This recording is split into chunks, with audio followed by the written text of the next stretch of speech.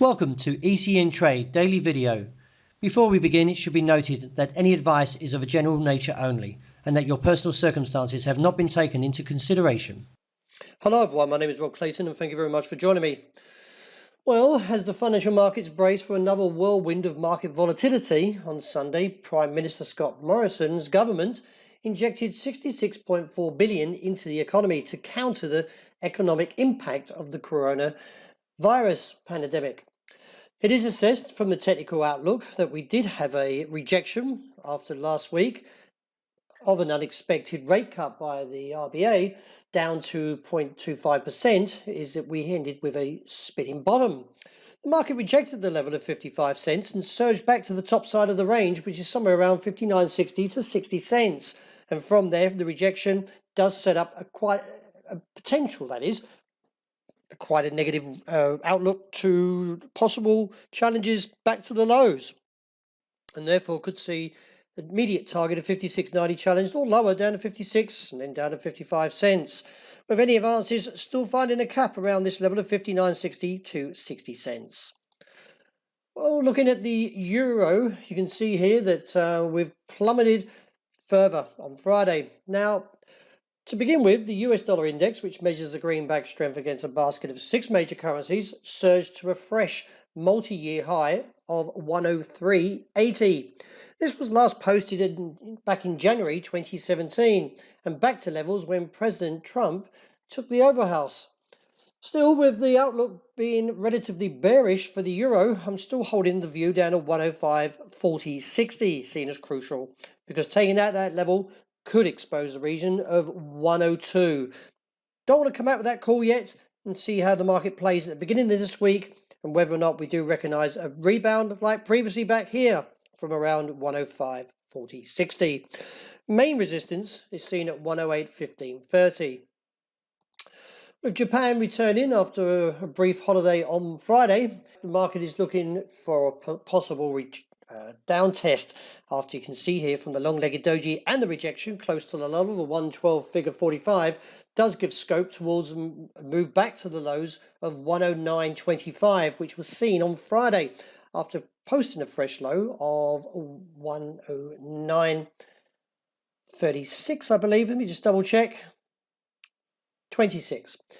Now, from the rejection and also the rejection of the top side close to that level around 112 figure 45, or be more precise, 111.55, is the risk is still towards its downside, and eventually see the market whether it can take the challenge lower than 109.25 and down to this level, which is seen just a little bit lower around 108.40.45.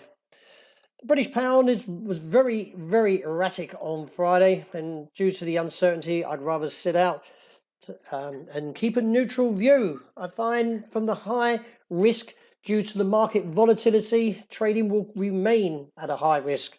So therefore, I find it very hard to come up with a view, especially to the fact that we plummeted last week to a 35-year low, which was at 114.49. So for now, I think it's safe to be neutral and see how we play from here. Dollar CAD, well, with oil dropping 26% on Friday, the market rebounded very, very aggressively, as you can see here. And from the knee-jerk reaction, it still questions whether we're seeing a high. But for now, I believe the market will be capped around 146.80 to 147.15, because the risk is that we could see a rebound in oil very, very soon. And therefore, we can see all these gains are raised and look back towards the bottom side of the range around 142, or maybe even lower. The market, since the bullish outside range they posted on Friday, waits confirmation. Now that confirmation is seen from a break of 115.15, which was the high on Friday.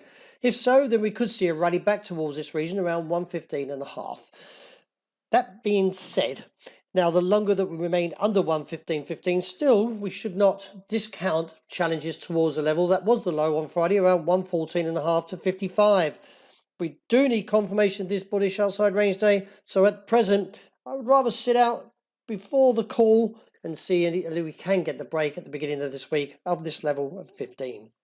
Finishing up with oil, I feel the market is getting very close to the bottom, which could be somewhere around $16, $19 a barrel, even though we did see a very large sell-off from the rejection of resistance at 28.60.85. Now, with the 26% slump in prices towards the region that was around 18-year lows of $20 a barrel, should find support, because underneath there I still see further support coming in around 19 or so. So I do expect a rebound very, very soon, and with the bullish divergence does promote, and also the ADX overheating, a correction in oil. Well, that wraps it for today. Thank you very much for joining me, and as always, look out for the intraday report, and hope you enjoy a great start to this new day.